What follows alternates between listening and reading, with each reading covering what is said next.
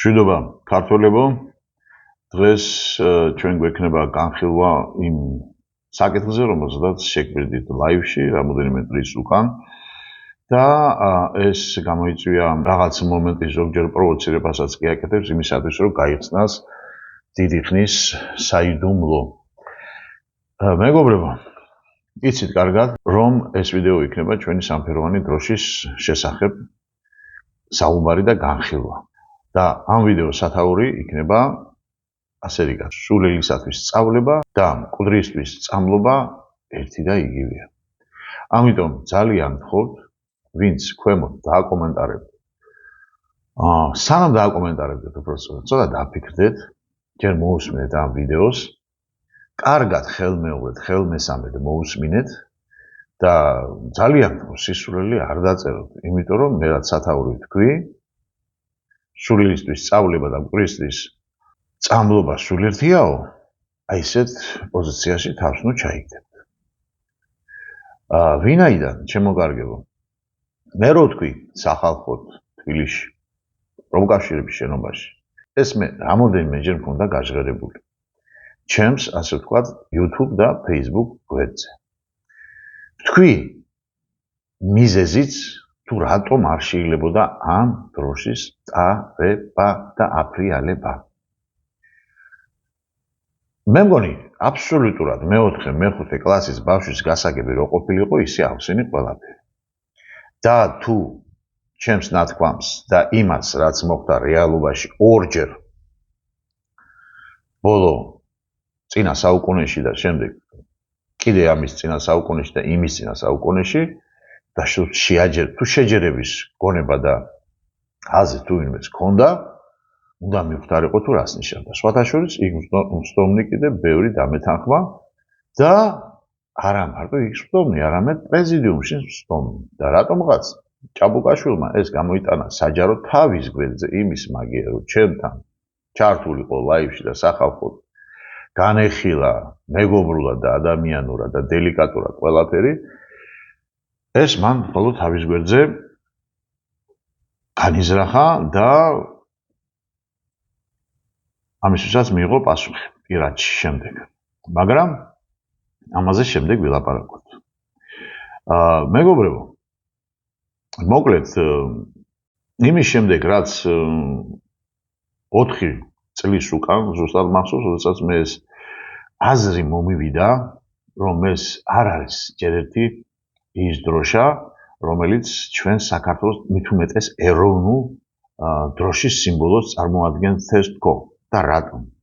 ჯერ ერთი და იმის გამო, რომ მე წაკითხული მაქვს თავის დროზე, ეს ახალგაზრდა ვიყავი მაშინ არანორმალურად ყველაფერს ვკითხულობდი, პირადად კომისიაში შემადგენელი პირებისა, თუ როგორ დადგინდა ფერთა გამა, თუ რატომ, რანაირად იქ რამდენი სანტიმეტრი, რამდენი მეტრი და ეს ყველაფერი, ეს ჯერადობა ფერების პალიტრებისა და ყველაფერი მაქვს წაკითხული.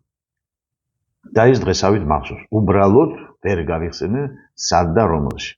თუ ვინმე ძალიან მოუნდება, მოძებნეთ Google-ში, მე ხა ამის დრო არ მაქვს, მე ეს ზეპირად მახსოვს. და ეს სიზეპირე კიდე იმაში დამეხმარა, რომ შემდეგ აქით ამ 4 წლის განმავლობაში მე ბევრი რამ მოვიძიე და კოპირებული დაემთხვა ყველაფერი იმას, რასაც მე დღეს თანდათან გეტყვით და პრინციპში ვნახოთ ყველამ ერთად გავიაროთ ეს ისტორიული რაკურსი. ეხლა რაშია საქმე, ჩემო მეგობრებო?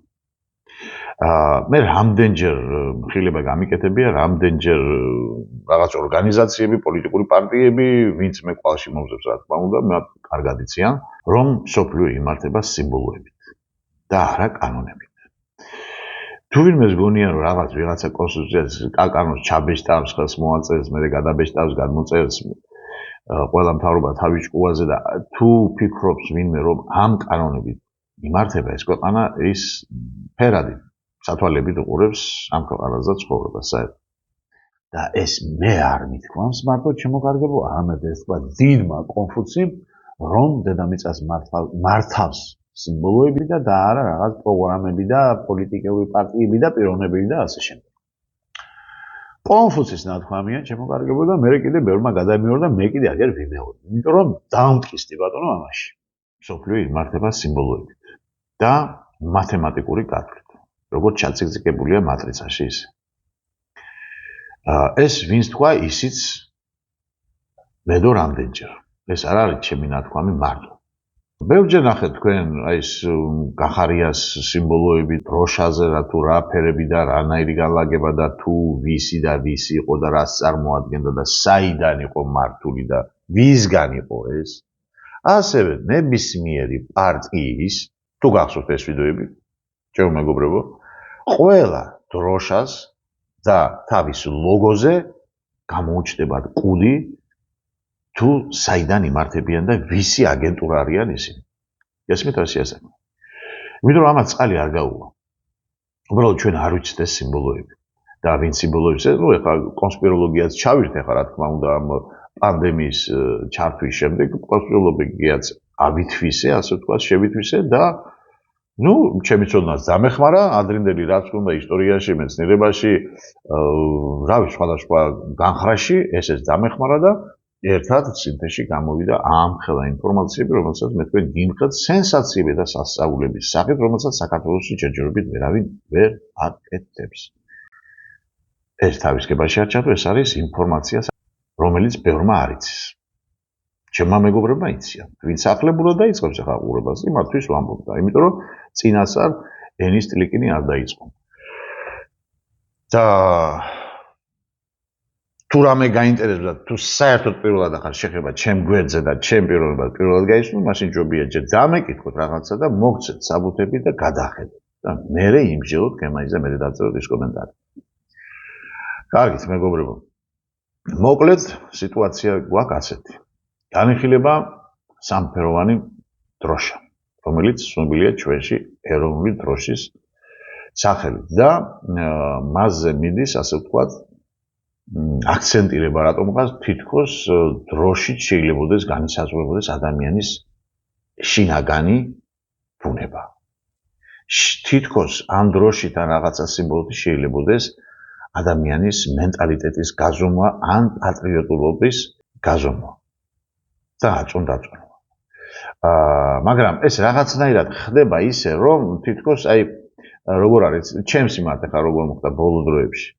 არის ასეთი ტერმინი ჩვენს თაობაში და სხვა უფროსებში იცოდნენ ეს რასტიშა სალდაცკაია პრიჩინა. თუ ისა გადაიკითხეთ და თქვენს უფროსებს და ყველა გეტყვით თუ ვინმე ახალგაზრდა მისმენს. ესე იგი, თუ გინდა რომ ადამიანისგან ან ადამიანს რამე დაუშავო ან რაღაცა მოუფიქრო ისეთი, ნუ როვერერები რაღაც ისეთი სისულელი უნდა მოუგონო, თუ ამაზე პასუხი გაგცა იმ ადამიანს და კიდე ვერერები, მაშინ კიდე სხვას მოუგონებ, რომელიც აბსოლუტურად არ ეხება არაფერს და აი ესე დახტიან ირგვლივ და ასეთ ამბავში არის.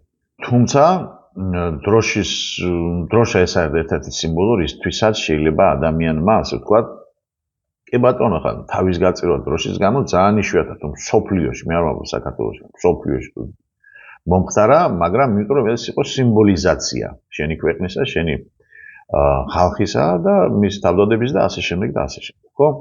ეს არანაირ კავშირში არ არის იმათთან, ვინც ვინმე თავი გასწირა საქართველოსთვის. გესმით, იმიტომ რომ ვინც მეომარია, მაგას არავინ არ ეკითხება. საიდან მოვიდა დროშა, თუ რაც წარმოადგენს ის, ან მისი გერბი და ასე შემდეგ და ასე შემდეგ. მეომარიც იმიტომ არის და გემირიც იმიტომ ხდება, რომ ის არის ემოციებზე აყოლილი და ემოციებით იცავს თავის სამშობლოს. იმიტომ რომ ის არის გულის კარნახი. ეს არის გზნობის იმპერია და მას არ სჭირდება არანაირი სიმბოლიზაციის გაშიფრვა. მას თუ გინდა ცარიელა ჯოხი დააკავე და გინდა ქვაბის თავსახური. მისთვის სულ ერთია, იმიტომ რომ ის იცავს სამშობლოს და თავის ოჯახს. გესმით? ამიტომ იმათ, ვინც მაშინაც და დღესაც თავი გასცირა საქართველოს, იმათთან ძალიან გთხოვთ, ნუ ათქვიფალთ იმ ინფორმაციას, რასაც მე დღეს გეტყვი. მოკლედ, მეგობრებო, დავიწყოთ ახლა ჩვენ და მე შევეცდები პარალელურიზმით თქვენს განახოთ ყველაფერი, ახლა აუცილებელი არის, იმიტომ რომ ეს მე წიგნიდან ეხა გამიჭირდებოდა ამის დანახვა თქვენთვის, ამიტომ Google-ში რაც არის, რასაც შეუძლია ნებისმიერ ბავშვსაც კი რომ შევიდეს და ნახოს და მანამ სანამ გადავიდოდეთ დოკუმენტაციაზე, მანამ მინდა გითხრათ კიდე ასეთი რამ. მეგობრებო, საქართველო ძალიან ბევრჯერ ჩვენი ისტორიის განმავლობაში ვიყავით სხვისი ქვეყნის დიდი იმპერიის ვასალები. ეს ხო ვიცით. იყო არაბების, იყო ოსმალების, იყო სპარსების, იყო მონღოლების, რა ვიცი, მე რუსეთის, ბოლოს ახლა იმის რა ქვია, ამერიკის და ნუ რა ვიცი, ხო? და როდესაც შენ სხვისი ვასალი ხარ, ხო? მაშინ რა თქმა უნდა ის გთავაზობს თავის ატრიბუტიკას. ეს ხო ფაქტია ხალხო, ეს ხო ვიცით ყველა მეტად. ახლა პირდაპირ შეიძლება ეს იმას არ გავდეს, რასაც ის კიდან გთავაზობდნენ, მაგრამ რაღაც იმიტაცია უნდა გაუკეთო ისეთი, რომ აი ეს იგულისხმებოდეს. მაგრამ ამას სჭირდება ცოდნა.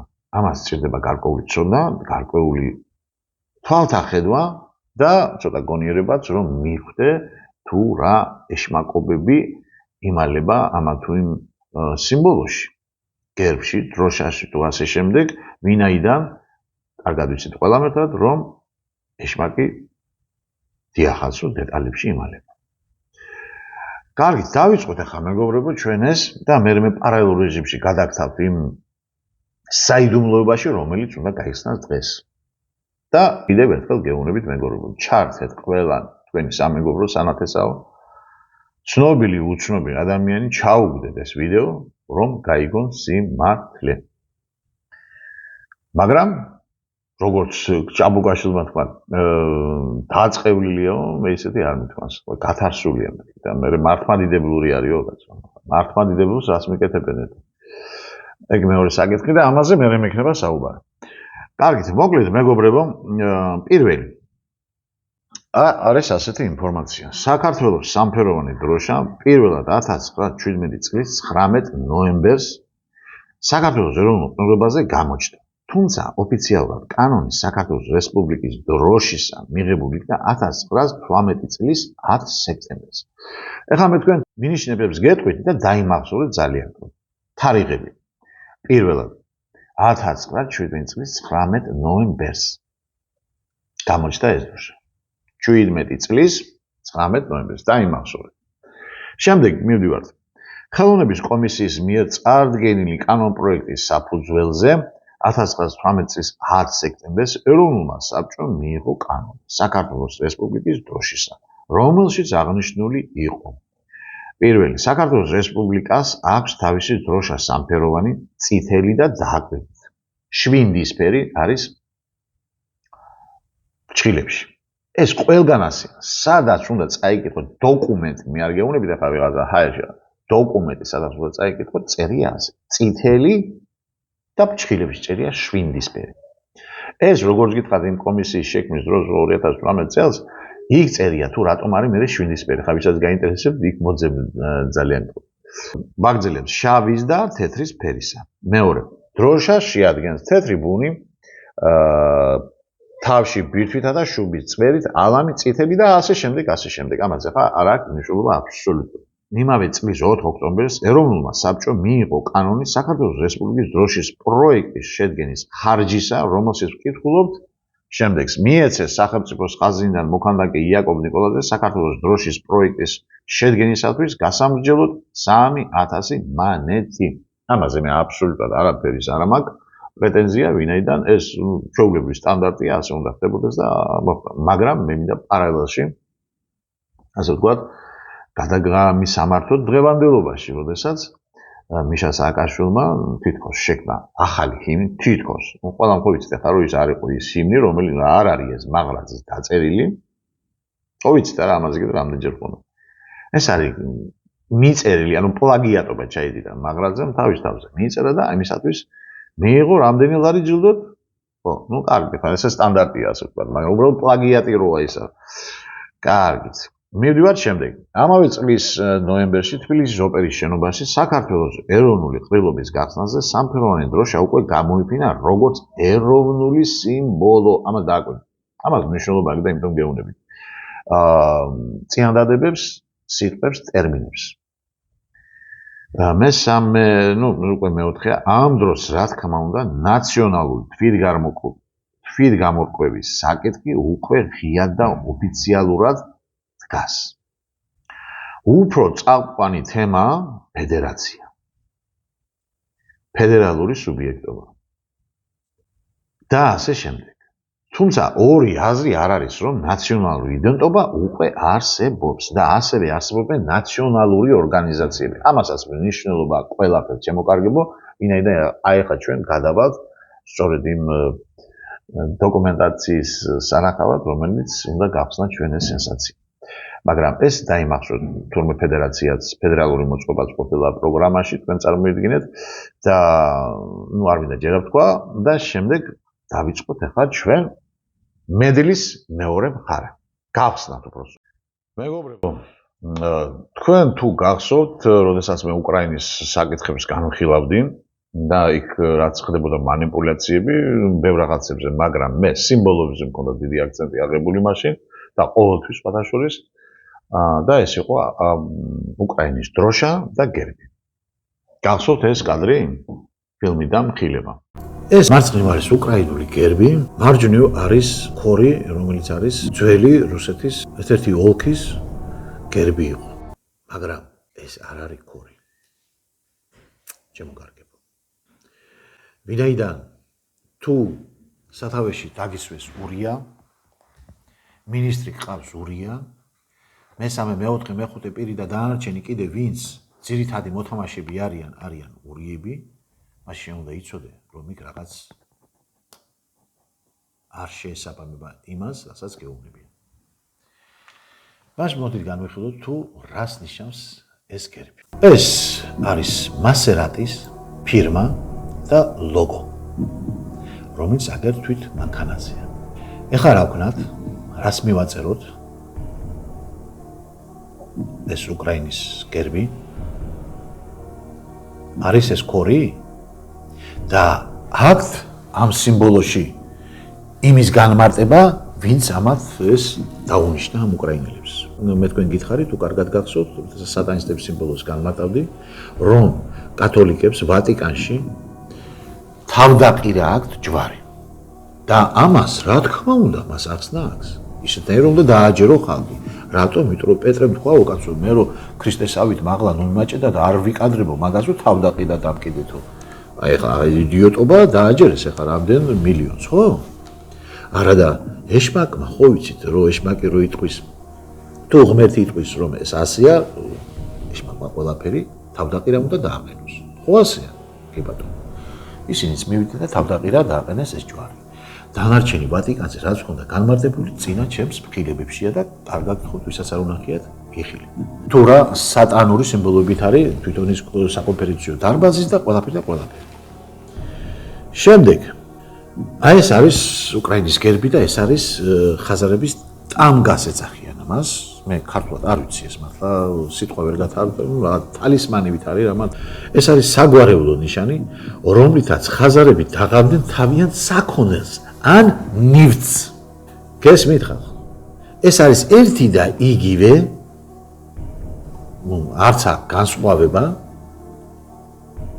და ეს არის ხაზარების, ანუ ებრაელების, ძველი ებრაელების დრამღის დასასმელი, რომელსაც დაღავდნენ მხოლოდ საქონელს ან ნივთს. ისევე როგორც დღეს QR კოდს იყენებენ საქონლის ან ნივთის დასაშტრიხად და რომლითაც უნდათ რომ ჩვენ დაგვშტრიხონ აი ძალიან ახლო მომავალში. აგერ ბატონო, დოკუმენტი აი შენ როგორი უკრაინელი ხარ.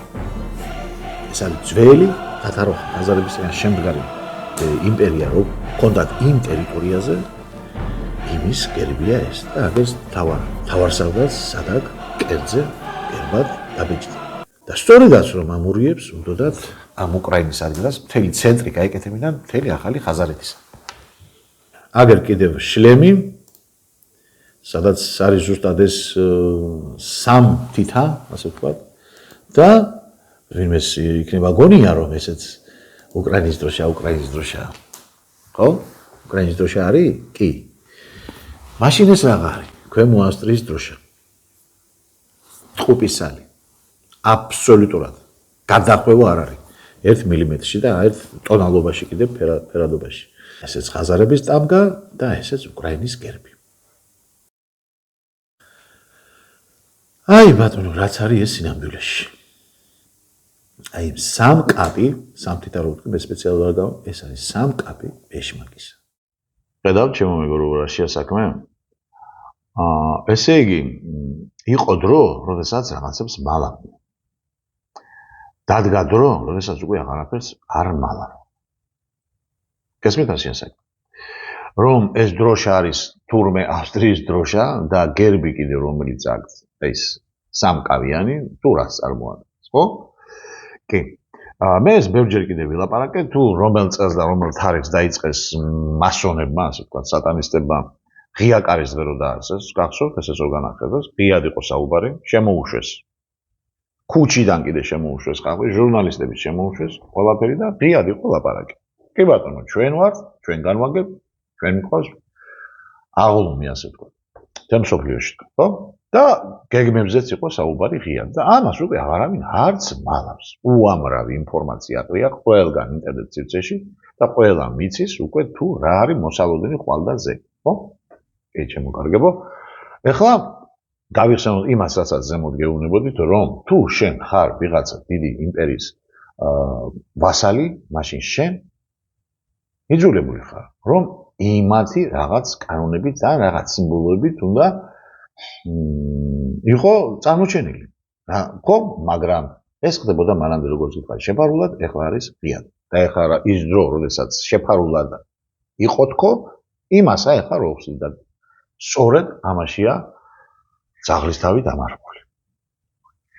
ჩემო მეგობრებო, ელემენტარულად ჭირდება ერთი რამ, გახსენება ისტორიისა. მაშინ, როდესაც, აი 17-18 წლებს გეუბნები და 21 წლებს, ხო? 1917 წელს რუსეთში მოხდა გადატრიალება, რევოლუცია. პუჩი, ასე ვთქვათ, თუ რაც გინებოთ დავარქვათ, ხო?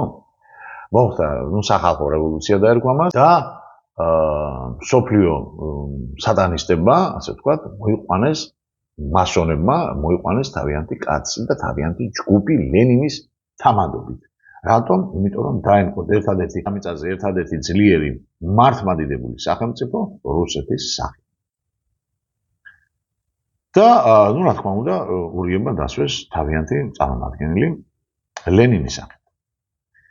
აი ამ დროს არის ის მომენტი, როდესაც ჩვენ რაც ვიცით იმ ისტორიას გეუბნებით, ჩვენაც დაგვიწერეთ. რომ ჩვენ აი თითქოს ვიშოვეთ აი ეს პრობელი, რასაც ვეძახით, ხო? რაღაცა ლუფტი და ჩვენ დავიხსენით თავი თითქოს ამ იმპერიიდან. ხო ასეა? კი. და სინამდვილეში კი როგორ იყო? იმ დროისთვის საქართველო იყო რამოდენიმე ქვეყნის იმპერიის ვასალი. პირველი ოსმალეთის, შემდეგ ბრიტანეთის და მესამე გერმანიის. აი, 3 და პლუს მეოთხე რუსეთი, რომელიც ჩამოსცილდა მას. დროებით, რა თქმა უნდა. ერთი წელიც არ იყო რაღაც პრობლემები ჰქონდა. გამიგეთ, რუსეთი რო ჩამოსცილდა, დავრჩით ამ 3 იმპერიის საჯიჯკნად. ვიცით ჩვენს? ხო ვიცით, ახლა ისტორიკოსებმა იციან, ნუ არც არის ახლა ისტორიკოსობანა საჭირო, ეს ისედაც, ცნობილია, ხო? ესე იგი, თურქეთი ფლობს, რა თქმა უნდა, აჭარის ბათუმის ტერიტორიას, ბათუმ-კალეს ეძახდნენ მაშინ კიდე. შემდეგ ბრიტანეთი და თურქეთი ებრძვიან ერთმანეთს ამ კარგი ნაჭერის დასათრებად, მაგრამ ყველაფერს ამას განაგებს გერმანია. ნუ თუ ყველას დაგვავიწყოთ, ჩემო კარგებო, რომ რუსეთთან ჩვენ ომი რო დავიწყეთ, მოგახსოვთ, კი ბატონო, 1918 წელს ვამბობდა, არა ეხლანდელს. რო დავიწყეთ, მაშინ დავიწყეთ მხოლოდ იმ იმედით, რომ გერმანია დაგვიდგებოდა გვერდში. ხო ასე იყო? კი. იყო ბევრი მიმართვები, ერთი ამბავი, მაგრამ გერმანია არ დაგვეხმაურა. შენ გიჟი ხო არ ახარ, ხო იმაში ემო შენს გამო. მოგახსოვთ ეს ყველაფერი? კი. რა თქმა უნდა გვახსოვს, ვისაც ისტორია ესმის. და ვისაც არის ეს, კიდე ჩაიკითხეთ და გადახედეთ. ჩემო კარგებო, ეხლა მე მგონი ვიღაც რაღაცებს ხვდებით, მაგრამ თქვენ გაგაუცეთ ის, რაც გელოდება წინ. ამისათვის ჩვენ გადავიდეთ ეხლა, როგორც აი უკრაინის და ავსტრიის დრო შეგითხარით ისე, ეხლა გადავიდეთ ჩვენ იმ დროინდელი გერმანიის დროშის განხილვაზე. ჩვენ კარგად ვიცით, რომ დღევანდელი გერმანიის დროშა არის სამფეროვანი. ყვითელი, უბრალოდ ოქროსფერი, წითელი და შავი. ხომასია, კი ბატონო. მაგრამ გადავიწევთ ცოტა უკან. ისტორიული რაკურსი გერმანული დროშისა. სამფეროვან დროშაზე შავი ფერი პირველად მე-19 საუკუნის დასაწყისში გამოჩნდა და მნიშვნელობა 1858 წლის რევოლუციიდან შეიძინა. 1858 წლებში ფრანკფურტის პარლამენტმა სამფეროვანი დროშა წარმოადგინა, როგორც გაერთიანებული და დემოკრატიული გერმანული სახელმწიფოს სიმბოლო. დააკვირდით ახლა მე როგორ ვიყარით ზემოთ დაიმახსოვრეთ. ესე იგი წინადადებები მე. ესე ზუსტად ჩვენს როდესაც 1918-ში ჩვენ წარვადგინეთ დროშა, რაც ზემოთ გითხარი, გადაიმეორე და შეადარეთ ერთმანეთს. პირველი მსოფლიო ომის შემდეგ ვაიმარის რესპუბლიკის ფორმირებასთან ერთად ზემოთ ხსენებული სამფეროვანი დროშა გერმანიის სახელმწიფო დროშად გამოცხადდა. ბაგზელებს შემდეგ. გერმანიის დროშა ყოველთვის არ შეიცავდა შავ, წითელ და ოქროსფერ ფერებს. 1866 წლის ავსტრია-პრუსიის ომის შემდეგ პრუსიის მიერ მართული ჩრდილოეთ გერმანიის კონფედერაცია სამფეროვან დროშას იყენებდა, რომლის ფერებსაც ყურადღება შავი, თეთრი და წითელი წარმოადგენდა. ვიმეორე, შავი, თეთრი და წითელი. მოგვიანებით ეს დროშა გერმანიის იმპერიის დროშას წარმოადგენდა. ყურადღება კიდე 1871-დან 1918 წლამდე დააკვირდით არის 18 წლამდე. აგრეთვე 1933 წლიდან შავი, თეთრი და წითელი ფერები ნაცისტური გერმანიის სახელმწიფოებრივ ფერებს წარმოადგენდა. გავაგზავნოთ შემდეგ. ფერთა განლაგება. შავი, წითელი, ოქროსფერი და შავი, თეთრი, ანუ წითელი მნიშვნელოვან როლს ასრულებდნენ გერმანიის ისტორიაში და გააჩნდათ სხვადასხვა ენის მნიშვნელობები. თანამედროვე დროშის ფერები დაკავშირებული იყო დემოკრატიული რესპუბლიკის ფორმირებასთან, ისე როგორც ჩვენთან კიდე დემოკრატიული გახსოვთ 1918-ში სწორედაც რომ დემოკრატიული სახელმწიფოს ჩამოყალიბება და დაფიქსირება იყო მთავარი. ფორმირებასთან მეორე მსოფლიო ომის შემდეგ და წარმოადგენდა გერმანიის გაერთიანებისა და თავისუფლების სიმბოლოს. ჩვენთანაც ხო ისე იყო. იმიტომ გითხარი ზემოთ რასაც ვიტყვი, კარგად დაიმახსოვრეთ მეთქი. კოპიო. არა მხოლოდ გერმანიის თავისუფლების, არამედ გერმანელი ხალხის პირად თავისუფლებასაც. და ერთი რამ მინდა გითხრათ. ამ დროშების, გერბების და ასე შემდეგ სიმბოლიზაციის, სახელმწიფო სიმბოლიზაციების შექმნის კომისიას თუ მეცნიერებას რაღაცას მას ქვია ვექსილოლოგია.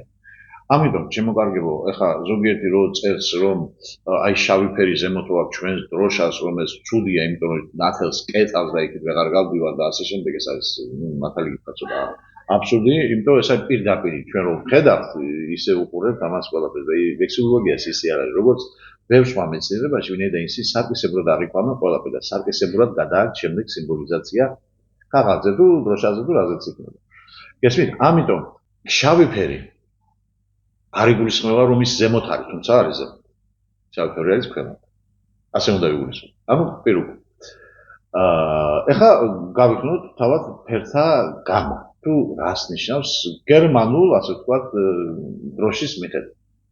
მათი აზრით, თავად ფერთა გამის შესახებ. ზედაპირულად ფერთა შეხამებაში იგულისხმება პირველი მოძრაობა ან ბრძოლა სიმნელი და ნათელი მომავლისაკენ. მეორე სისხლიანი ბრძოლით ოქროსფერ სინათლისაკენ, ანუ თავისუფლებისაკენ. კონკრეტულად და სათითაოდ კი ფეხთა გამა ასე განიხილება. შავი ზემოდან იწყება. გერმანიის წარსულად აღიქმებოდა. ისევ როგორც ჩვენ ზუსტად კოპირება იქ რაც კომისიამ თვითონ გააკეთა იქ არ მახსოვს ხა იაკობ ნიკოლაძემ რომ მიაწერეს ეს და ასე შემდეგ ეს ერთი ამბავია. ნუ ასე ხდება მაგრაძემ კიდე ასე გააკეთა სხვადასხვა. ხომ? იქაც იგივე წერია აბსოლუტურად. მე ძალიან კარგად მახსოვს რომ მეხსიერება მაგ სხვადასხვის ნუ იდეალური თუ არა მიახლოებული მაინც. მეორე წითელი იგულისხმება სისხლად, რომელიც დაღვრილი იყო გერმანული ხალხის ბრძოლის დროს, თავისუფლებისათვის. მესამე, ოქროსფერი აწმყოს სიმბოლო და სამართლიანობის მზედ და დემოკრატიის გამარჯვებისა გერმანია. სწორედ არის, რომ დემოკრატიის შემოტანა და დამკვიდრება იყო, რომელიც ასოცირდა ამ დროშასთან. ყველას ეცემოდა. კი. აი ხა კი ვნახოთ ეს სენსაცია და ერთად შევხედოთ გერმანულ დროშას, რომელიც ზემოთ წავიკითხეთ და შევხედოთ ჩვენ იმ დროინდელ, ანუ 1171-დან, რომელიც გამოვიდა, ასე ვთქვათ, გერმანულ სივრცეში და დამთავრდა 1918 წელს უბრალოდ დროებით. შემდეგ ისევ განახლდა. აი, ჩემო კარგო, ეს გახლავთ გერმანიის იმპერიის დროშა. დიახ, წითელი, ანუ ჩვენ რო ჭხილებში გვაქვს შვინდისფერი და წითელი თუ ვინმე მაგ დროსაც თუ დაინახავდა ძალიან ერთი და ორი თუ იყო წითელი ჩვენი დროშა. ძირითადში იყო შვინდისფერი. წითელი, თეთრი და შავი. მაგრამ ეხლა რა თქმა უნდა ძალიან აშკარად რო არ დამსგავსებოდა ამისათვის რა თქმა უნდა ცოტა კორექტირება გაუკეთეს, რომელიც მე რომ მკითხო ძალიან ეხლა ვიზუალიდან გეუბნებით, რომ არის უამრავი დროშები და ეს არის ძალიან პრიმიტიული და ულამაზოც, აი ის რო არის ცალკე. რა თქმა უნდა, ასე ჯობია. როგორც გერმანული დროშა არის, ხო? მაგრამ იმისათვის, რომ ეს პირდაპირ არ დაემგვანებინათ, ცოტა კორექტირება შეიტანეს და მორჩა, დამთავრდა, ხო? ხო, კიდევ სანამ ჩვენ სრულ სენსაციამდე მივიდოდე და ზუსტად განახებდეთ ამ დროშების ასე ვთქვათ ენტობას, მანამდე კიდევ გავიხსენოთ ისტორიული მონაკვეთი და თუ რა ხდებოდა იმ დროს ჩვენს რუსეთს და დანარჩენ მსოფლიოს შორის.